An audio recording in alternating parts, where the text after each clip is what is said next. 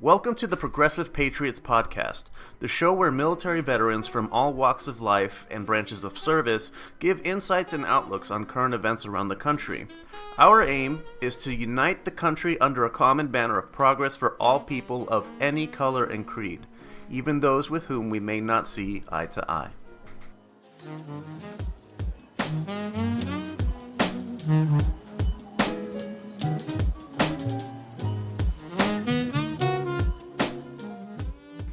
Recording is going.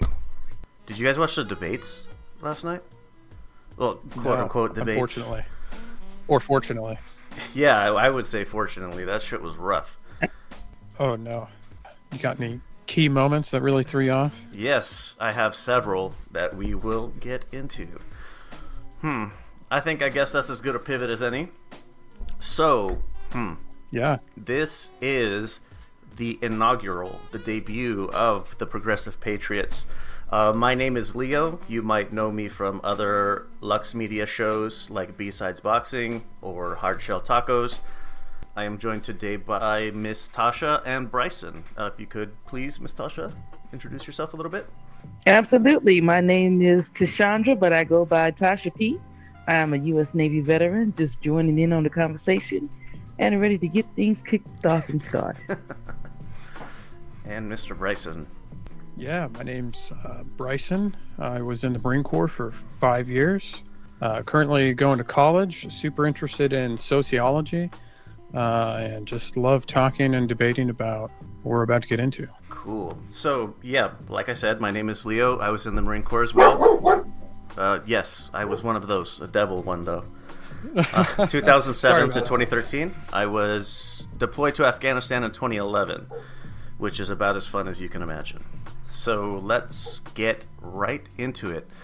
My first line here I liked it. I listened to some NPR shows, and I love that they do this. We are recording in Arizona time. It's just after 1900 on September 28th.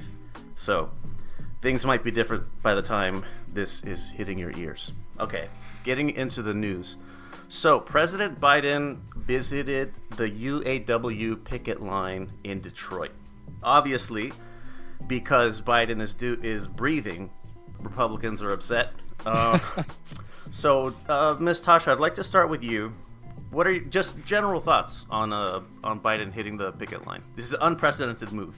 Oh, yeah. For me personally, when you see presidents take an interest in anything involving workers standing up for their rights, unionizing, and speaking their voices, it's always something that is a blessing as well as something that is also a concern.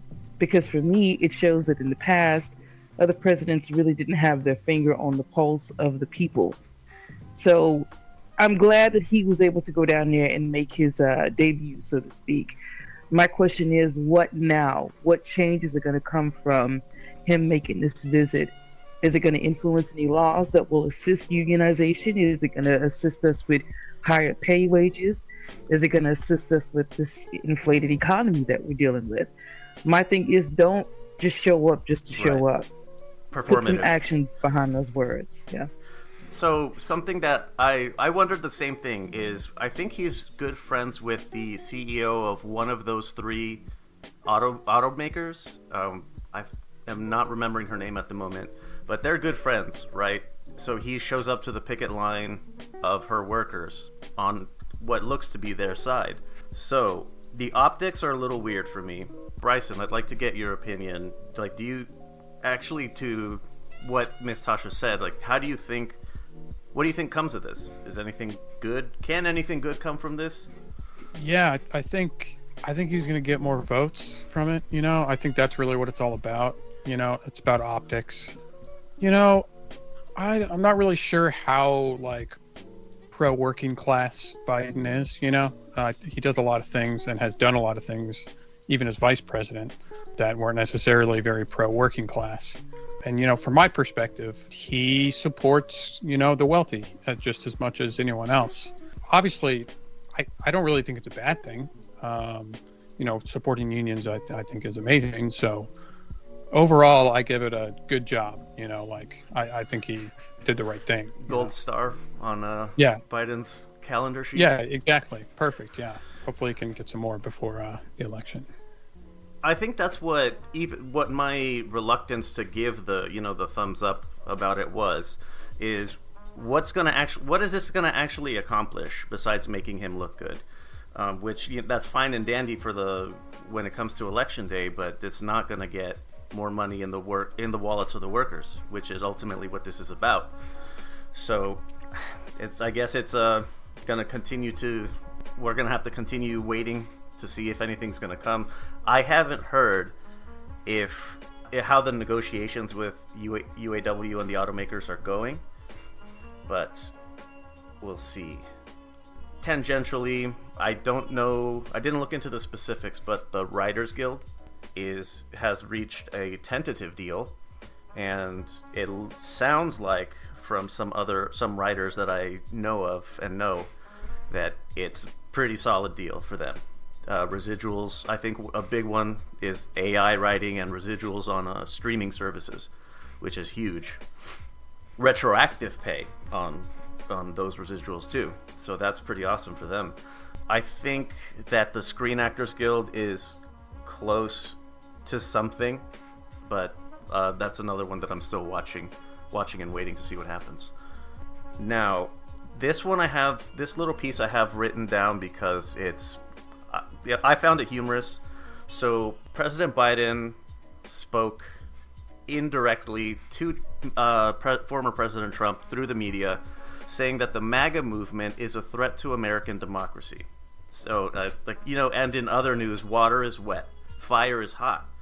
I'm not sure if you guys are aware of these things, but I really don't think that Mr. Trump cares.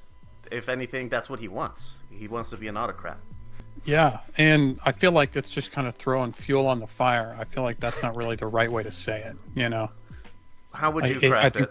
Well, I feel like he's just giving like right-wing news ammunition, like a soundbite. Like, look, they think you're idiots. Like it's really just feeding their side, I think. But if it was me, I would just strongly urge people to reconsider how they look at certain things. It's really tough. It's like, how do you get people to completely rearrange their views when they're so far into what basically is kind of a cult? How do you reason people out of positions that they did not reason themselves into? They didn't arrive there by logic. Exactly. Ms. Sasha, if you could, please, I'd like for you to weigh in on this as well. Well, I've been doing a lot of research on World War II. It's just fascinating to me to look at how things transpired in Europe after everything fell apart for the German people following World War One. When you look at history, you can see the writing on the wall of the possibility of another rise of a potential Adolf Hitler. You can see the writings of a potential uprising in the region here in the United States. And I've listened to several Republican representatives make comments like Hitler was right. What? So when I what? There are sound bites of some of them either running for office or who are currently in office. Wow. Who have made comments to Hitler having a relative bearing to correctness. And that's, as someone who's a person of color, that is scary to me, especially when you see how they weaponize the term woke. Yes. Which is the same thing they did when they weaponized the term Jew in World War II. The same way they started to go in and burn books. There is video of Republican representatives burning books with flamethrowers. Yeah, I've seen those. Yeah, they're right across the border from me too. So that's mind blowing to me. Both my grandfathers fought in World War II. They came home battered and broken, and they still came home to segregation. And in many ways, when you look at redlining, redistricting, when you look at the fights that we're having for voters' rights for people of color and immigrants, it's the same thing. It's history repeating itself. Right. It's scary. It is scary and especially how they tout themselves to be like we're on the right side of history. We are the historians, so we're preventing another atrocity or whatever. Like, what atrocity are you preventing? The one that Tucker Carlson told you is happening? Like, please spare me. Completely unrelated, I recall hearing that at what you mentioned, that your grandfathers fought in World War II, that there were a lot of black men who stayed in Europe exactly because of what you said. They come back home to be treated like shit here. So, no thanks, I'll stay in France where they treat me like a person. And that's where a lot of the native black populations of those countries come from. Not entirely. Not only that, many were left behind. One of my grandfathers was left behind. Whoa. Yeah. When the army pulled out, some of them stayed willingly because they had families there. And men like my grandfather had to work bussing dishes and waiting tables. And they all put their money together to buy their ticket to come back to the U.S. because the army left them behind. Man. So, yeah. Man. It reminds me of present day, the veterans that have been deported after serving. Exactly. It's like no one really cares, you know. It just blows my mind. Yeah, you did your job. All right, now get out. Yeah. But yeah, that's one of the things that we were talking about on the call that I just got off of was there's it's small at the moment, but we're developing a Latin American Veterans Caucus or Conference or Coalition thing. And that's our first big project, is working to get deported veterans back and give them the citizenship that they were promised. Like, if you go to war for this country, then you're a citizen of it. That's the lie that they were fed. And I don't understand how they're doing that, because I know when I was active duty, I served with many people in all four branches of the service that once they became pretty much enlisted and they served a particular time, they were automatically American citizens. So I don't know how they're doing it now, where they're going back and deporting them after they've served tours in war for this country. And that's just blowing my mind. So what exactly are the Democrats doing about that? Right now, there have been somewhere in the mid-80s of number of repatriations. So there have been some that have been brought back, and they're at least in the process of getting their citizenship. But it seems to be right now like one-off situations where the paperwork hits the right person's desk and things start moving. So the plan right now that we're partnering with the ACLU to start lobbying for a House resolution that they have, for a bill that they have structured for somebody to start pushing for it to be on the floor. Guess we're gonna see if they actually love the troops or not, as they love to say. Right. All right, let's move on here to the bogus impeachment inquiry. I'm not sure how else to inflect my yes. Let's just get into it. So, the proceedings, I believe, started today, and the chair of the committee, Mr. James Comer from Kentucky, Republican, the American people demand accountability for this culture of corruption.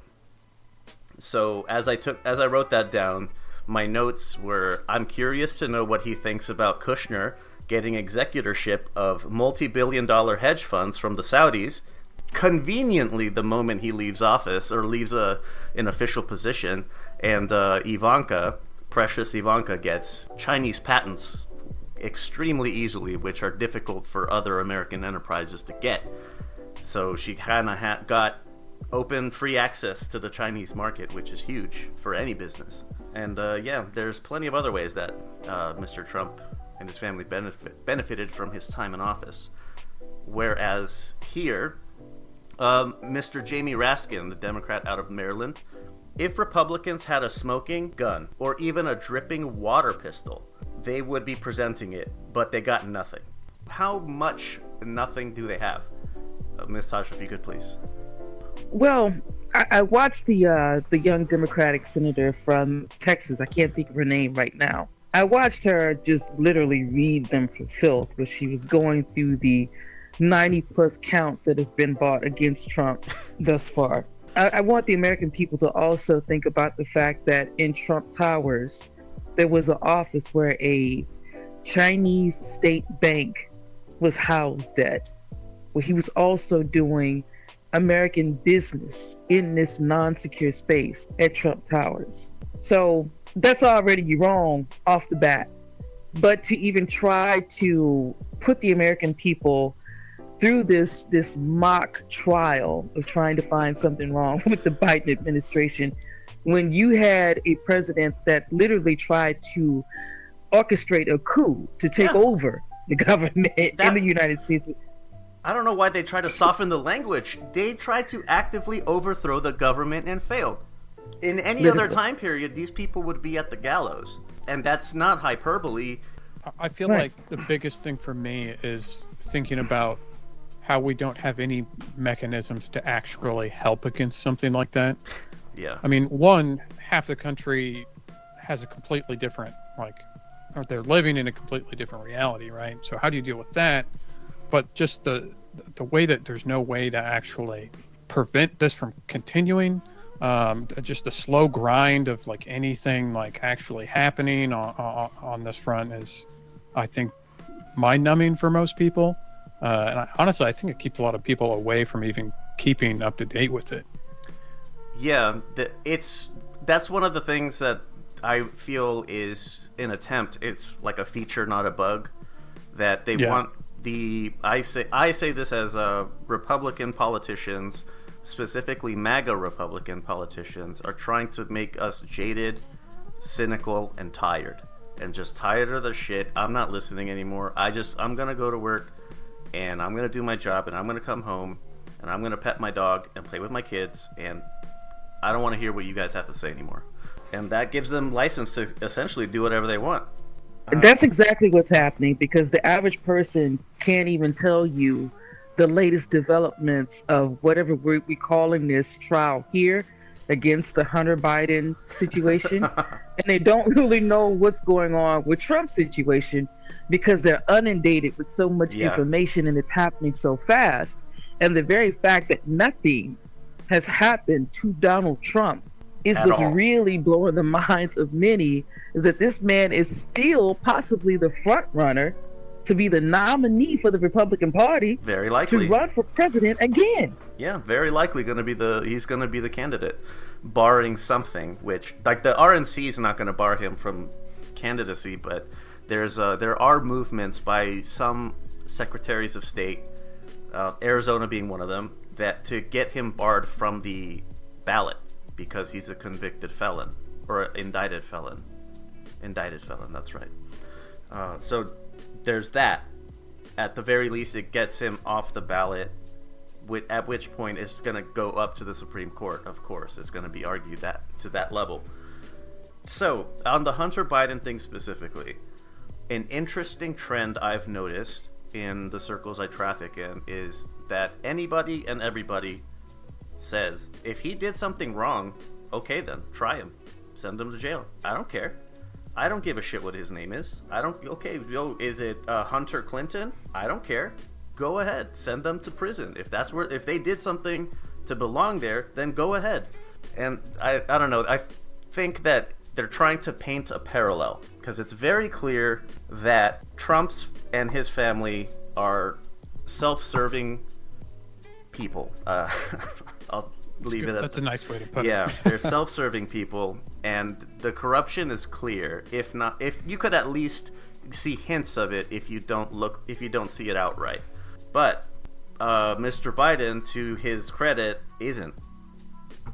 Say what you will about his politics, whether you agree with them or not, he still seems to be a pretty level guy. At the very least, he has some semblance of integrity. And that's what this is an attempt to paint him with the same brush. That, Trump got impeached. Well, look, now Biden is impeached too. See? Every politician sucks. I'm curious about both of your perspectives on that, because it's tough for me. I'm a socialist, I think. I should always add I think, because it's always ever evolving and there's still a lot I have to learn about. But knowing Biden being apart from my perspective of the ruling class, I see him as having more integrity, like you said, but it's still really tough to think he's not just as much of a horrible person, especially knowing certain policies that a lot of different, Democratic politicians have supported. Right. It's still tough for me, but I definitely completely agree. It's definitely not parallel to what Trump is doing. There's definitely something way worse. Don't compare me to the Almighty. Compare me to the alternative is his favorite refrain. Yeah. Which makes perfect sense because I mean, if you're standing the two men next to each other, it's not even a contest as to who has even like some semblance of a good heart. Yeah. At least Biden is adhering to the current system. Sure. I may not like the system. Yeah, it's not great, but at least he's not trying to turn it into something worse. Yeah, absolutely. I wanted to mention two other things on this topic.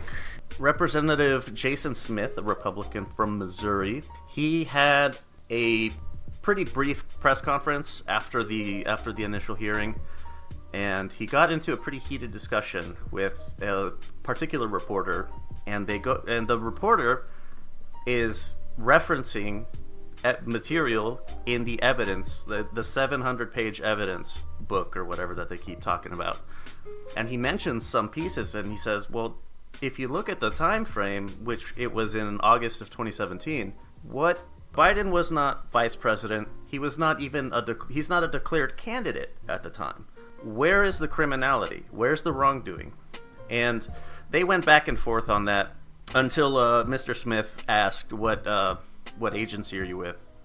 NBC. Oh, okay, so you're never gonna believe me anyway, so what's the point? Next question. Some subject matter experts.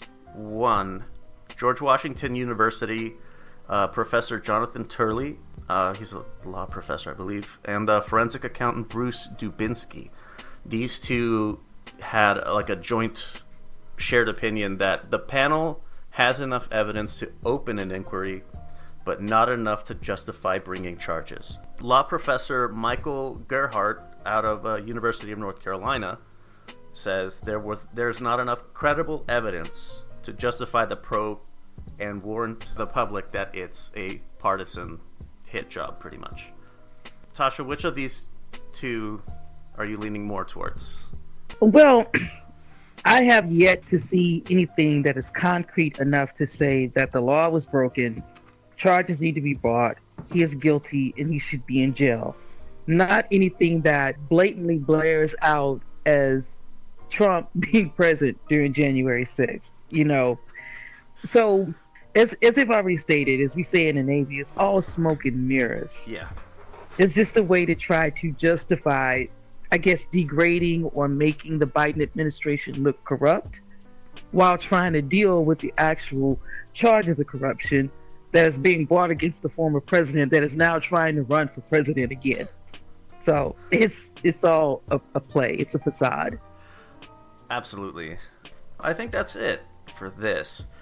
I wanted to talk a little bit about Bob Menendez, Democrat senator out of New Jersey. He denies all the timeline thing.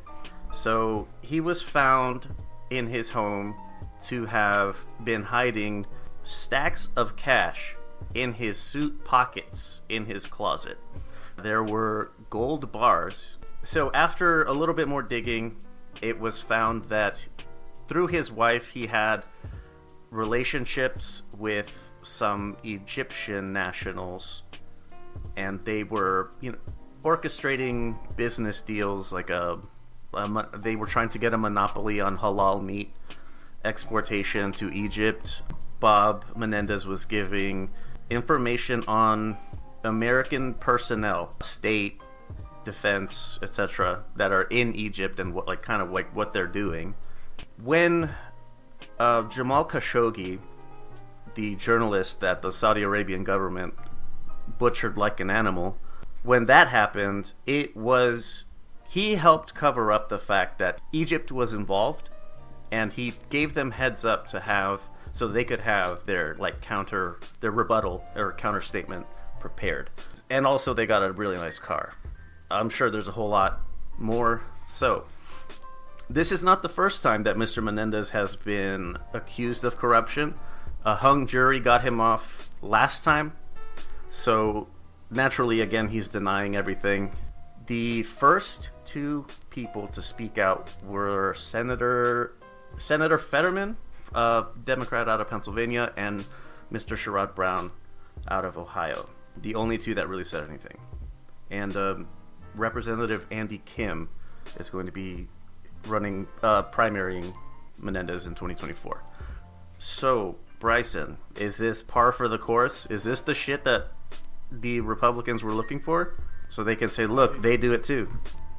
I think in future episodes we're gonna have to figure out a soundboard so that we can get like a closing jail cell so we can just like spam. I know from like their perspective, like they're gonna throw this all over, you know, the news on Fox News and OAN or whatever all that stuff is. I think that might be the Onion, but it's as simple as like if he did it, throw him in jail. You know, like it's not that hard. I don't care. Maybe we could I think that's what everyone wants. Yes, Put absolutely. the people that deserve it where they need to be. Doesn't matter what letters are next to their name. Oh goodness, this is the kind of corruption that you come to expect out of politicians. It's unfortunate, but it's like the reality that we've been dealing with for a long time. It's not that it's new, especially not with Menendez. It's not new for him. I think it's been an open secret that he's a corrupt type of dude, so hopefully something happens this time. Let's move to the government shutdown, because this is huge. It's the 28th, and 23:59:59 on Saturday is after that. It's like 70 million families that rely on federal assistance for nutrition for their kids. They're going to be cut off. Military families aren't going to be paid, among a lot of other things. So, what is it? Matt Gaetz, everybody's favorite, said that there is no stopgap measures, even if it avoids a shutdown. Absolutely does not care. Ms. Tasha, how would you like to describe your feelings of having the economy held hostage? We've seen this story play out time and time again. For me, it started mostly during the Obama administration during his first term in office. And we've watched both Democratic and Republican representatives hold the American economy as well as just the American standard hostage to not being able to budge and get work done. It's at the point now where I think Americans are so sick and tired of both sides, Yeah. and is so tired of watching this back and forth and the inability to put Americans first over dirty politics and red meat, red herring arguments, to the point where I think people are just fed up. I know I am. Nobody should have to forego their benefits, their pay, feeding their families, whatever assistance that they receive over things like this. It's ridiculous. Is my VA, my disability going to be stopped? I didn't even And think that's about what that. I was wondering about. Yeah, because I want to make sure I get paid too. Doesn't Facts. Navy Fed might cover you? I don't know if anyone does Navy Fed. I have Navy Fed. They might. Yeah, Definitely I know, not sponsored. Just saying. Yeah, the USAA I think does the same thing. They'll cover you for a few months and then they'll get it back later. So, one thing, Bryson, I wanted to bring up to you to get your initial thoughts first. The thing that is called Marjorie Taylor Greene says that any funding to Ukraine must be explicitly removed, not a single cent to Ukraine ever again. And she predicates this on child sex trafficking that is perpetrated by the Ukrainian government. The list of her evidence, let me list it all here for you. There you go. She's got nothing. Well. It's just QAnon bullshit, you know what I mean? That's all it is. And so, question on what's going to happen? Like, Ukraine is depending on us pretty heavily, among other nations, of course. I think a few countries, was it Poland that said they were going to stop giving them money or something like that, or stop sending them arms? I forget. And one I am definitely not an expert on this situation going on in Ukraine right now. As far as I know, from my perspective, they were attacked, right? They were. So morally, they're in the right for defending themselves, because I believe everyone has the right to self-defense. Sure. They are defending themselves from someone who wants their land. Obviously, there's a lot of different narratives behind who was right, because Russia is saying there was things going on in NATO, but from my perspective, Nazi really, denazification of Ukraine was one. Yeah, I'm sure it had nothing to do with oil or minerals or anything like that, right? Like, I'm sure it had to do with land or, like, stealing children. Nothing like that. But anyway, yeah, I think Marjorie Taylor Greene is just firmly in the pockets of individuals who are friends with Putin and those circles. Yeah. I would not be surprised if that money was directly from those. Yeah. So she doesn't care about people in Ukraine. She cares about looking good to the people who think that Russia's on the right side. I think that's really what it's all about. You agree? Yeah, absolutely. It's obvious. What is a term that I heard recently that I really like is angertainment. Yes. Just doing shit to make you mad and make you pay attention. Hate watching is what I think is what she's trying to do. Tasha, do you think that Marjorie Taylor Greene actually believes what she's saying, or is she just saying it because she knows it's going to do numbers? Well, you got to look at what's really going on with Russia right now and their alliances with China, and why people in other countries, the European nations, are kind of treating this with kid gloves.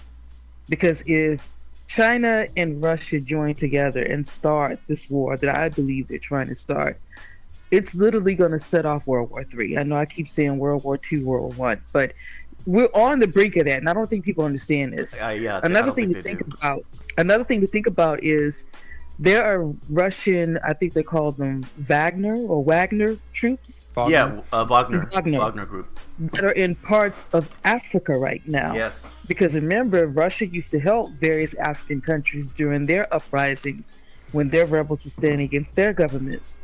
So it's very fragile to look at the state of nation relations, as well as the trade with grain, the trade with gasoline, because oil and crude are also at stake right now, because Russia and China want to have a monopoly on those trades, as well as the potential for Saudi Arabia joining an alliance with those two nations, as well as North Korea possibly.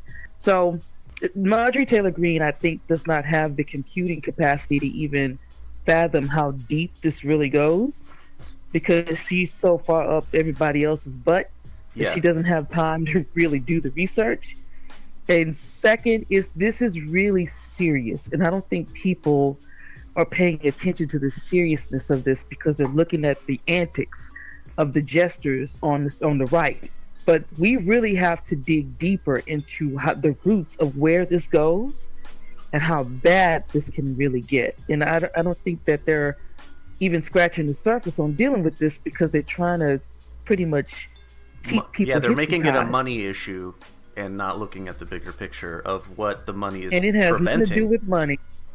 Right. Do you think the decisions they're making on the war in Ukraine and different geopolitical things around the world, how much do you think those are influenced by the climate crisis, by maybe their perceived view that things are going to get really bad and we need to get as much as we can before? Think about it.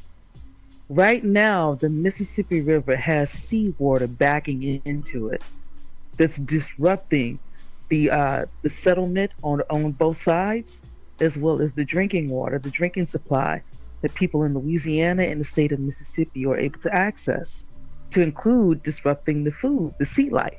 So when you look at what's going on with the ice caps melting, the change in the salt content in the seawater mixing with fresh water, when you look at the forest fires, when you look at these natural disasters, I think there was just a hurricane on the East Coast. Who ever really heard of a hurricane hitting the East Coast? It made landfall in North Carolina. Right. The tippy top of North Carolina. Ridiculous. Yes, people in Maryland and Virginia felt it. Yep. So this is it's a seriousness of not only resources and land grabs, but it's also military strategic strongholds. And when you talk about the continent of Africa, you're talking about precious minerals, resources, jewels, whatever the case may be, oil, because the continent of Africa is very rich with oil as well. So these countries are coming together and fighting for these resources. And I don't think the American people is really paying attention. They haven't woken up yet. They're being told that being woke is a problem or a bad thing. It's really stupid. And that's why I said, look Yep. at how they weaponize the term woke. So, something that I think a very easy connection to make, easy, like baby step simplicity of logic. If we back off of Ukraine, Russia's gonna take Ukraine. Ukraine doesn't have the power to defend itself indefinitely. So, when that happens, if we back away, Taiwan is next. And Taiwan produces a lot of very high technical products that we are a large consumer of. I believe here in Arizona, actually, there's a very large semiconductor plant that's being built. And it's being built by a Taiwanese company. And like American workers are like kind of being taught how to do it. My thinking is there might not be as much of a worry of what China does to Taiwan after that. After that's up and running and at full production capacity. We don't need you anymore. So you guys have fun. Some things that you mentioned, Africa, yes, I have another doc with a lot more international stuff and the Wagner Group, how China is purchasing land rights or mineral rights, but at the cost of developing infrastructure for whichever nation. And I mean, they're poor, so they would need it from somewhere, and we're not doing it anymore because we have too many restrictions on what's your human rights record, like those kinds of things, right? Your freedom index, freedom of the press index. And our help comes with stipulations, whereas the Chinese doesn't just give us what's underground. And China, yes, is definitely pushing they are pushing everyone's buttons in the Pacific, in the Asia Pacific region. It's a big part of why we're helping Australia get armed. And one last thing, Iran is they're cooperating with Russia, and they are close to a nuclear program as well. So the ingredients of a world war are absolutely in play right now. It unfortunately it seems inevitable when what we're worried about are dollars and cents and not human lives, which includes the climate crisis, which Vivek Ramaswamy, goodness gracious, that man. Okay, so anything more? Okay, so let's move on to... I have him listed here as BH Trump because he's a butthead. So he goes to... At the same time that President Biden went to the picket line, Mr. Trump goes to a non-union automaker facility, and he visits with... They say it was a mix of union, non-union workers. I don't believe that for a second. I think that was all... It's all stage play. I didn't hear his speech, but there are some things that Tim Scott and Mike Pence had to say about it that I'll get on later. Tasha, your thoughts going to the union shop and talking to the striking workers? I'm an actress. I have my BFA in theater, and I also do film and commercial voiceovers. It was all staged to me. It was all a dog and pony show, as we say in the military. Yep. It was to make him look more humane, look more for the people. Mm-hmm. Yep, to bring him back down from the godlike status that he's been awarded by those who unconditionally worship him. And for me personally, And I hate to say this, but he looked like the Antichrist. I'm just putting it out there. So There's an article about that I'll send you. Yes, absolutely staged. Absolutely trying to make him seem more human. The president of the UAW, he's issuing a statement like who are you? First of all, who are these people that you're talking to? Second, why are you trying to act like you are not part of the billionaire class that you're claiming to be protecting us from, or trying to help us get our fair share from? You are the exact person, and your record stands to prove that you are not, absolutely not, never have been for the workers. You don't care about working class people, so stop acting like it. Have either of you seen the Biden ad that's just a bunch of Republicans talking about Biden liking unions? They put some like nice piano behind it, and it sounds like a great ad for Biden, honestly. They had one of Marjorie Taylor Greene where she was like President Biden thinks he's gonna be the next FDR. He's been putting X amount of money into building bridges and highways and all, listing out like good accomplishments that I thought an America First candidate would like. And so, yeah. That was thank you. So his Georgia case of, I think this is a RICO case of trying to intimidate the Secretary of State and the governor to find 11,000 such and such votes. And he was going to try to move that to federal court to get what is a broader jury pool, so there's more likely someone who supports him, or it will be more favorable to him than what he's going to get in Fulton County of Georgia. Yeah, but he's not going to do that, so it sucks to suck. It really makes me wonder if a Trump supporter did get on the jury. If there was just one, would the information they're given be enough to convince them, or would they still be beholden to what they've seen through their news sources? There was one guy who was on the grand jury that heard the case. He heard the evidence, and he said, I was a Trump supporter, and if you heard what I heard, you wouldn't be anymore either. See, that would give me hope. That would make me think something might actually happen. Yeah. I think Georgia's gonna televise the trial, which is good. Everybody needs to hear what's happening. Definitely. Let's get into the Republican primary debate. Jesus. So the 6 candidates were Ron DeSantis, Mike Pence, Vivek Ramaswamy, Nikki Haley, Tim Scott, and Chris Christie. These are very interesting characters. Let's just go down the list. Ron DeSantis, speaking on the fentanyl and other drug crises, specifically at the southern border, of course. Commander-in-Chief, I'm going to use the U.S. military to go after the Mexican drug cartels. So that's pretty alarming stuff.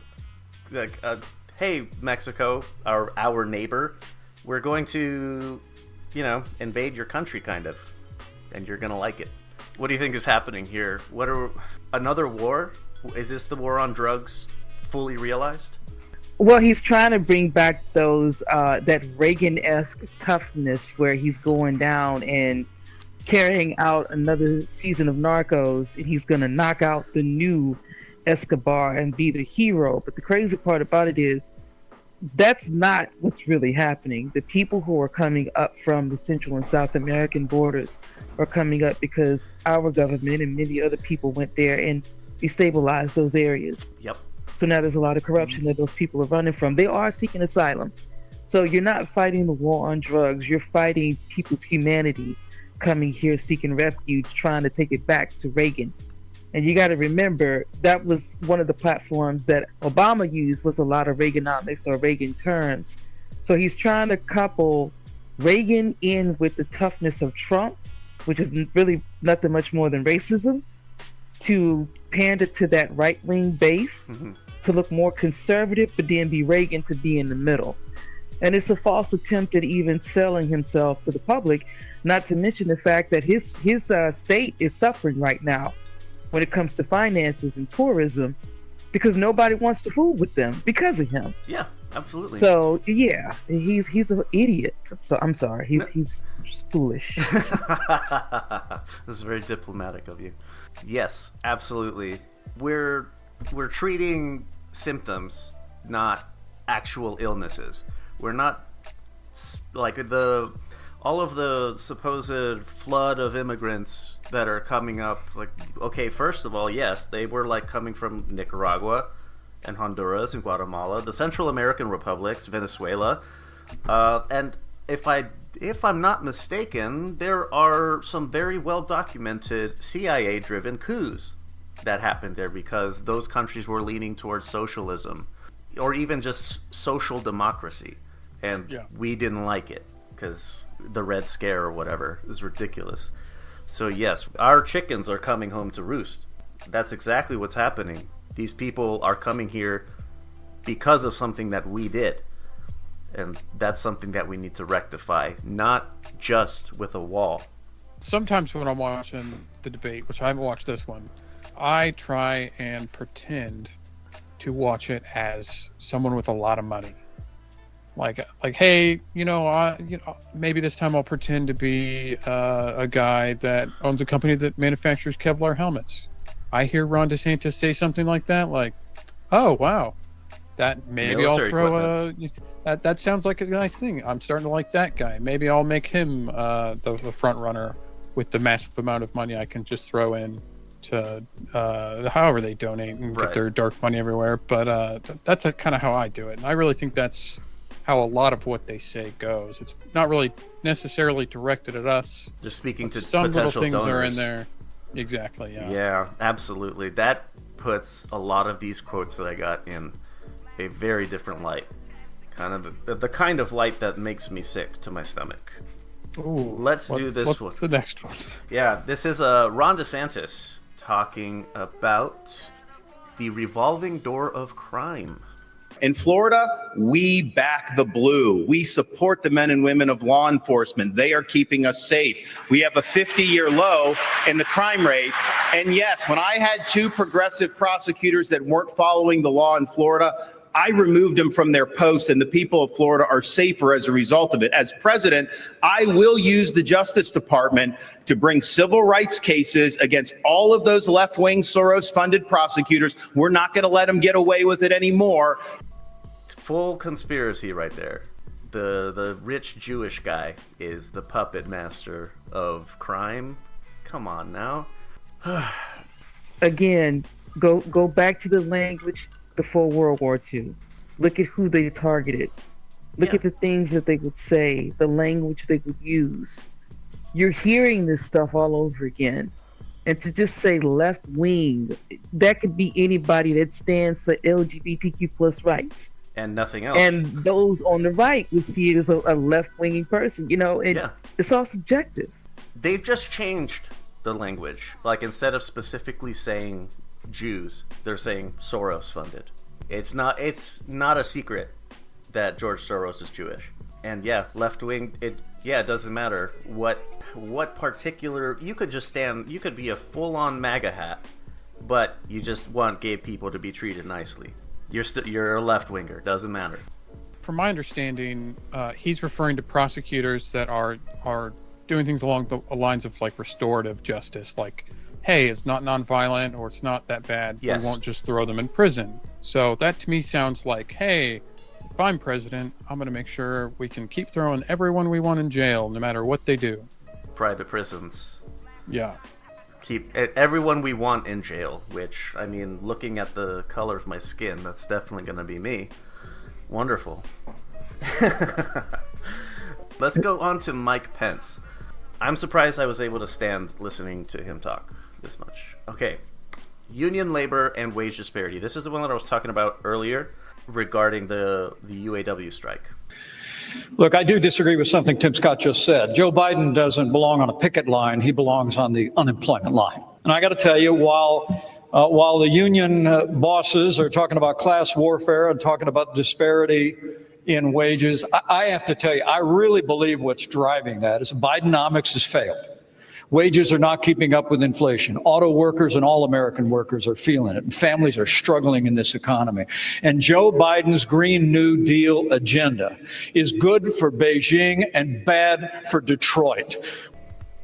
Tasha, please, if you could, save me from this The very nonsense. fact that this man narrowly escaped with his life on January 6th and has the nerve to even talk about someone needing to stand in the unemployment line when his supporters were calling for Pence's death is, I can't fathom it. Mike Pence of Hang Mike Pence fame. Yeah, they had an actual gallows Yeah, they that did. had his name on it ready for him. You know, and I'm not shocked because I understand how the system of supremacy works. It's always about self-preservation and self-interest. So therefore, he's going to stand in self-interest because he wants to go back into the same system that he was a part of and pretty much, I guess, finish what they started. I don't really pay too much attention to Mike Pence, and I don't even think the right pays too much attention to him either. From what I saw in the last polls, he's not doing too well anyway.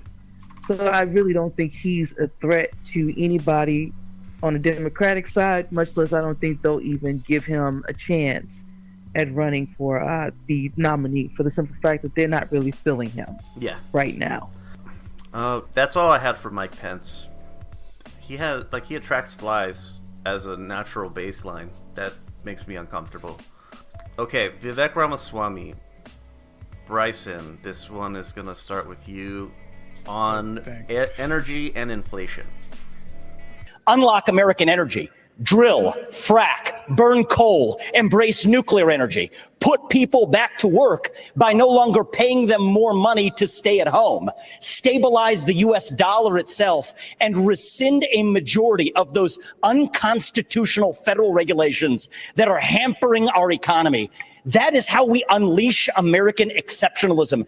I think I remember who this guy's funded by, so that kind of makes sense.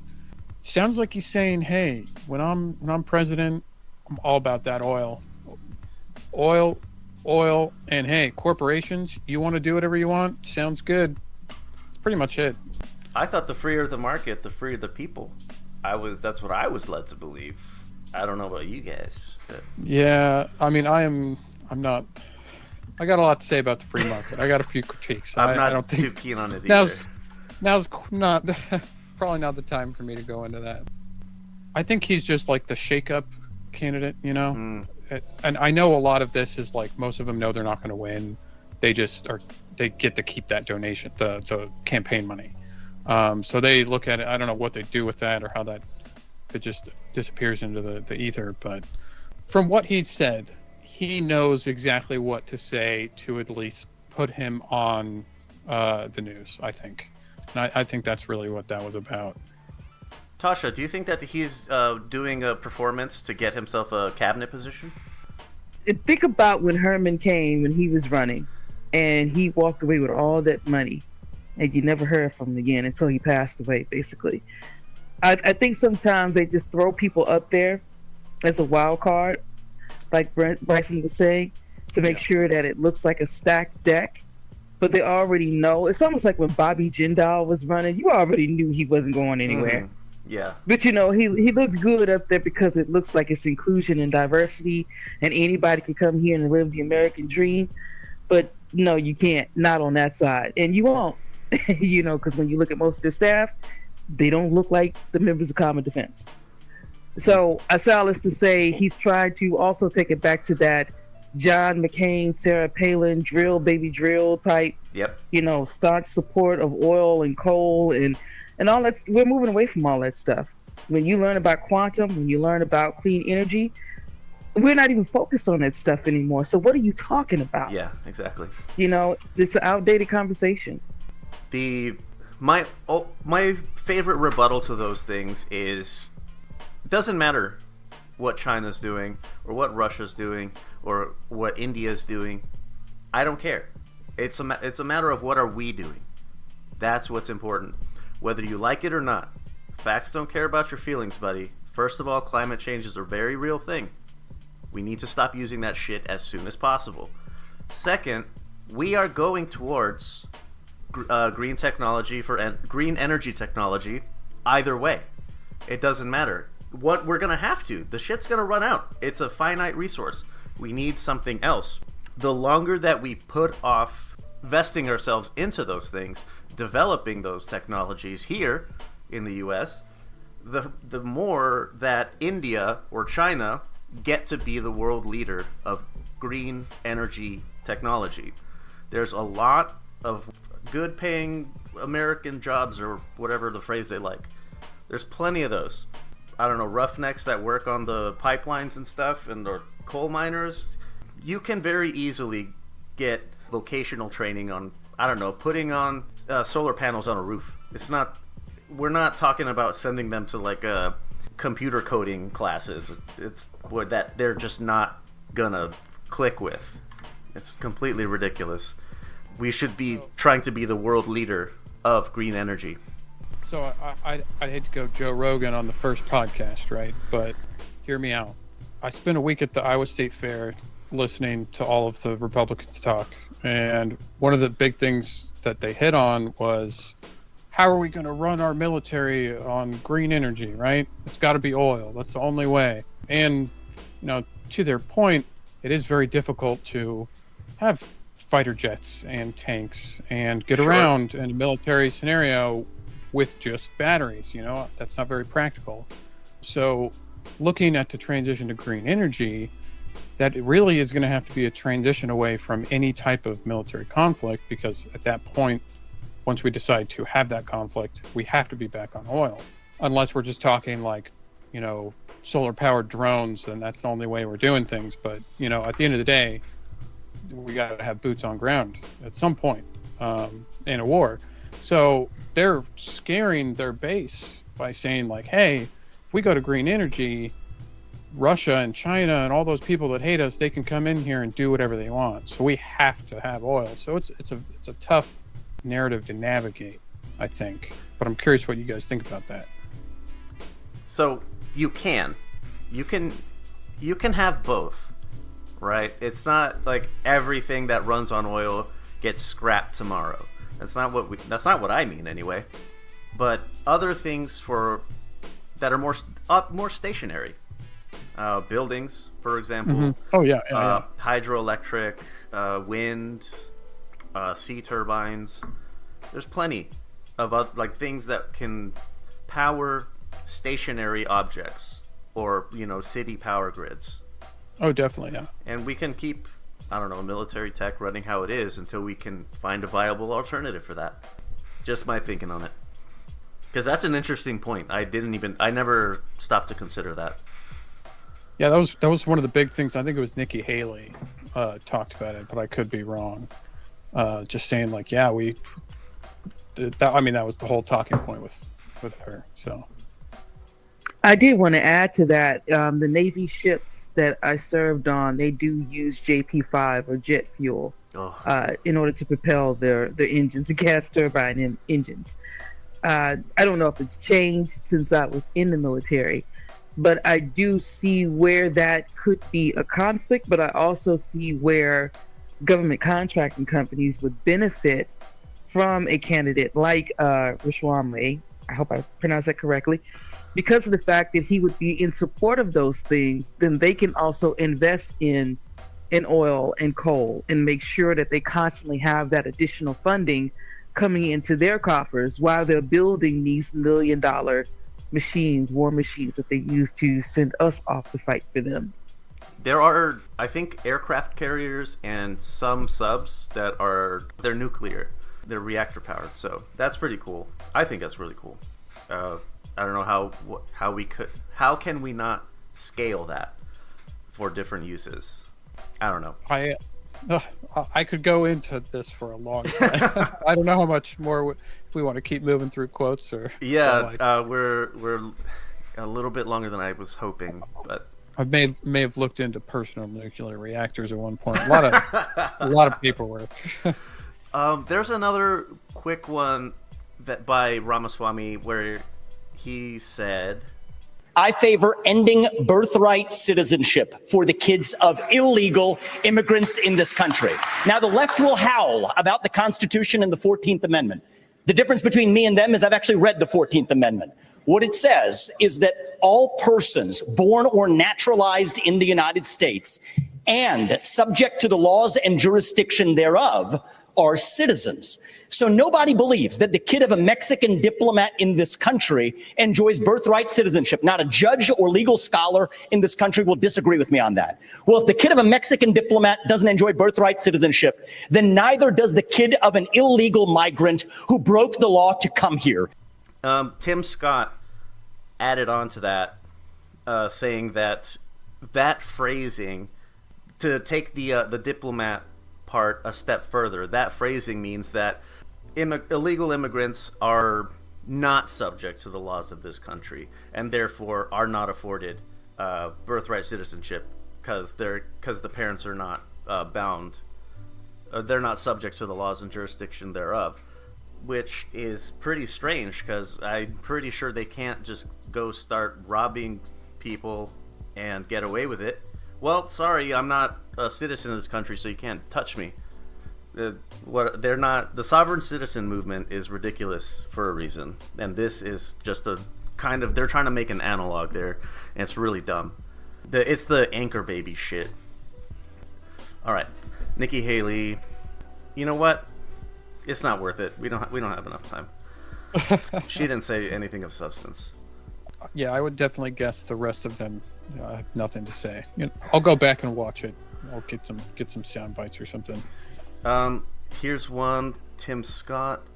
The only thing, like, it's a lot. It's more of the union workers on strike.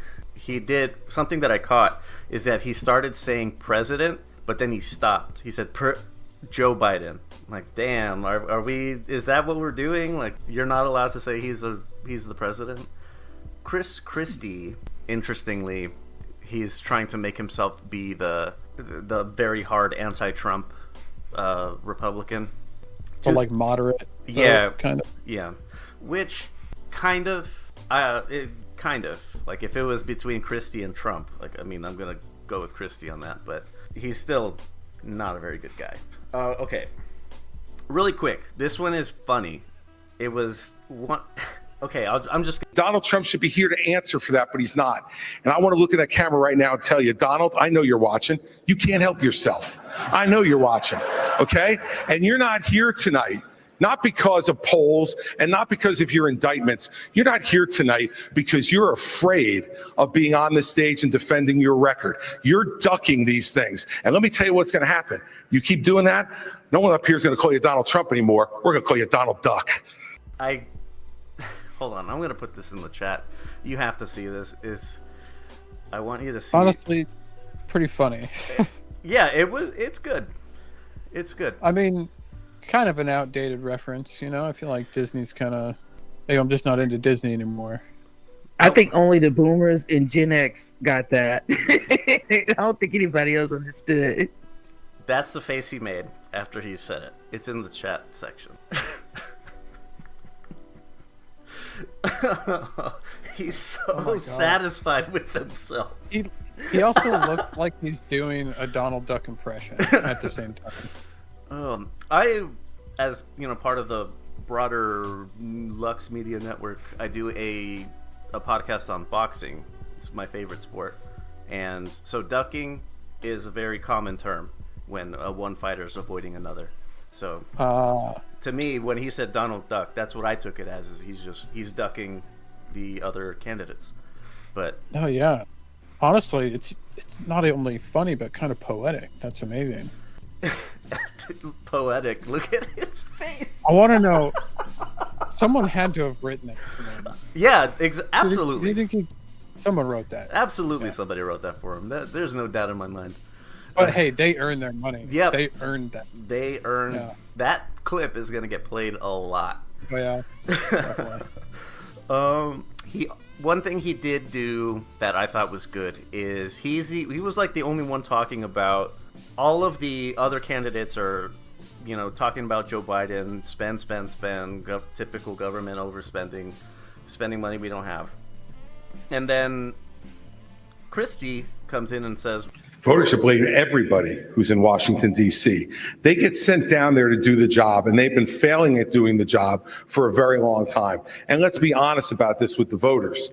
You know, during the Trump administration, they added $7 trillion. $7 trillion in national debt. And now the Biden administration has put another $5 trillion on and counting. it was a good point to bring up because, you know, they're always asking if would you support so and so if they're the Republican nomination or the nominee. And Christie he says no, but okay, that's enough of that fucking clown show. On the 30th of November, there is a gubernatorial debate, Governors Newsom and DeSantis.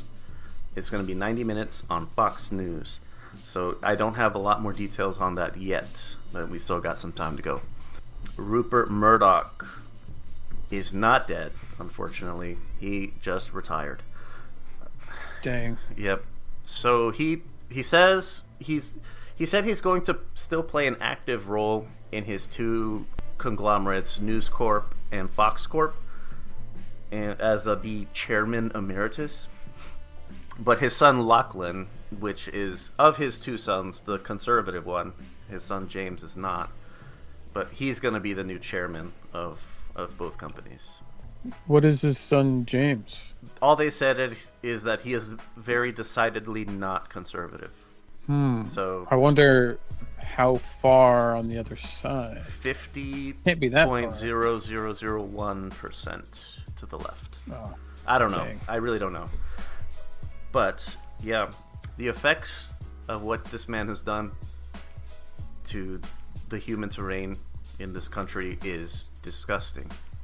Well, the world. Yeah, that too. Obviously, Honestly, yeah. like, Of course. Like, he started out of Australia. He branched into New Zealand real quick, then jumped into UK. Then he made his move into the US through San Antonio. He bought a newspaper there, and he started expanding. And he's in his 90s. Does spontaneous combustion become more likely as you get older? I'm hoping. I don't think it would be spontaneous combustion. I think it would be Satan opening its full pit under him. You know. Oh, I'm here for my 3 o'clock, Mr. Murdoch. That's the faculty with which Satan will speak to Murdoch. We're way over time, but there are some things we can save them. If you guys want to save them, we can. It's Hurricane Ophelia. We touched on it briefly. It's the one that hit North Carolina. There was a joint resolution from the Senate that was directed to the Department of the Treasury that we could talk about at another time. I'll see if it's gained traction since then, next time we convene. And another one, a conservative activist uses 1860s era law to end affirmative action in as many places as he can. This popped up. He was targeting some venture capital funds that support black women in small businesses. So Yeah, I think he lost that case. I think the women won, if I'm not mistaken. yes. Oh, you know what? Yeah. You're right. I did read that. They said that the grant or the money given to the black women small businesses is discretionary gifts, and thus we can put whatever requirements we want. All right. I think he's the same guy that authored the bill that went up to the Supreme Court about ending affirmative action as well. I think he was a part of that also. Yes, he has been he's been in that arena for a long time. I think he got it done recently with Harvard and some other very prestigious Ivy League school.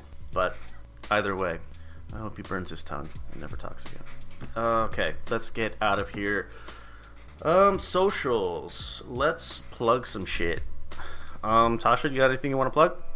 Not right now, no. Bryson. Nope. Thank you though. Damn it, I was hoping you guys would have stuff to say, so I had time to look up the Common Defense and Vets Forward handles, social media We can handles. just talk, right? Yeah, Talking. yeah, just make noises. Doesn't I have guess. to go in, does it? Or you could just send me what it is you found, and I can do a voiceover and send that to you, and you add that to the video. All right, Vets Forward on Twitter. I'm not calling it X. Vets_FWD Fox Whiskey Delta. Vets Forward. That's one of the groups here in Arizona that partners frequently with ... Common Defense. It's just at Common Defense. Of course it is. And of course I didn't know it. Okay. As for me, this show, any other show that I do, the handles are LVX Media Net on any platform. If you can't find me on that platform, it's because I'm not on it. But if you do want to find me, LVX Media Net. Last thing. Brain fart. I had a Mitch McConnell moment. Sorry. The lvxmedia.net. That's the overall site that has all of these things that I'm doing, and that's where this is going to be. Of many places it's going to be, and progressivepatriots.us. That'll take you straight to the Progressive Patriots page if you don't want to sift through all the boxing and MMA news. All right, if there's nothing else, that is going to do it. The inaugural episode of Progressive Patriots. Things might have changed by the time you hear this. I'm pretty sure they will. Yeah, maybe Rupert Murdoch will be dead. Oh man. All right, thank you both very much for joining me this evening, and we will talk soon and see when we can get together again. Sounds good. Sounds good. All right. Good night. Hi, thanks for listening to this episode of the Progressive Patriots Podcast, a Lux Media production. If you have any questions or comments on the topics we discussed, or if there's something that you would like to hear us talk about on another episode, you can text or call our anonymous, unattended phone line, 833-589-7637. That's 833-LUX-PODS. For other shows in the Lux Media Network, go to lvxmedia.net.